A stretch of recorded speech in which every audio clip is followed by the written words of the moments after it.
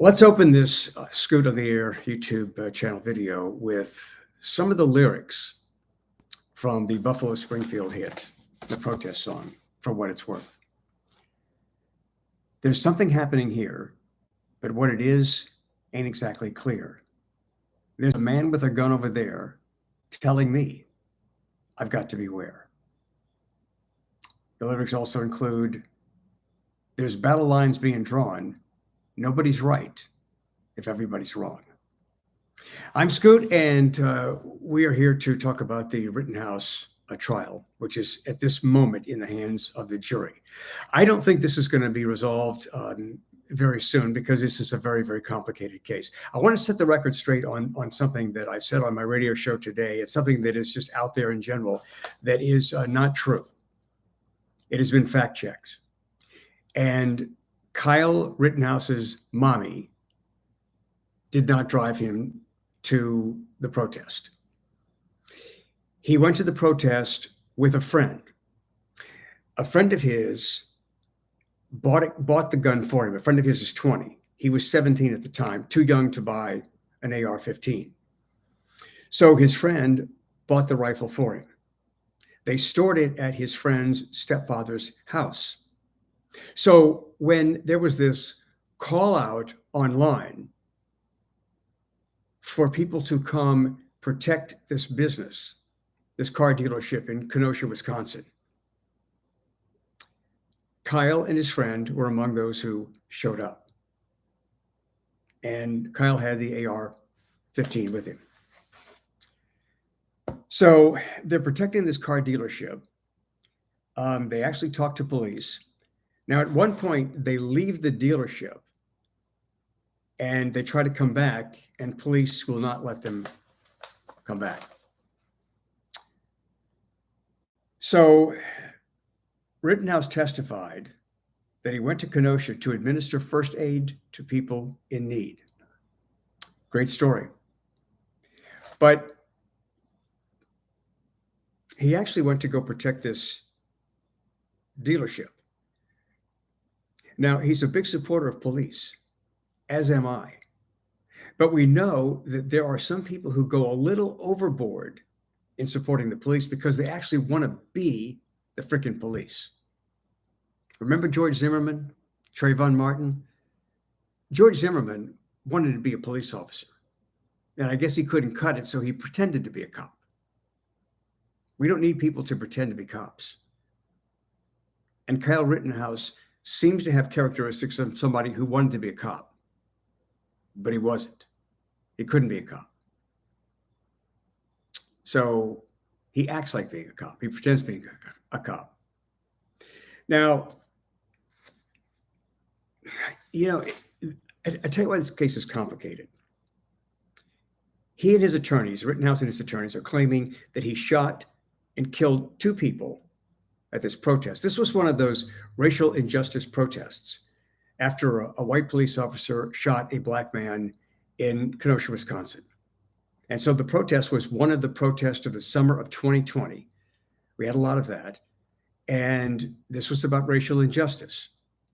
It turned violent.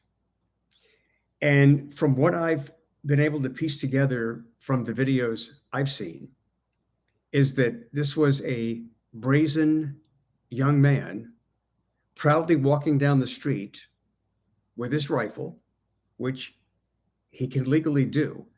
In fact, the judge has thrown out the illegal weapons charge against him because it was illegal for him to buy, not carry, this AR-15. But if you're at a riot, I mean, not a riot, well, if you're at a protest that's very tense, and you walk down the street with an AR-15, people are going to be suspicious. I would be suspicious. So what I've been able to piece together with the videos that I've seen, and many of them you've seen as well, you may see something that I don't see. That's the way it is. You know, we see what we want to see, or sometimes we just see different things. But it appears as if there are people who think that he's a troublemaker, and they start following him. And at some point, he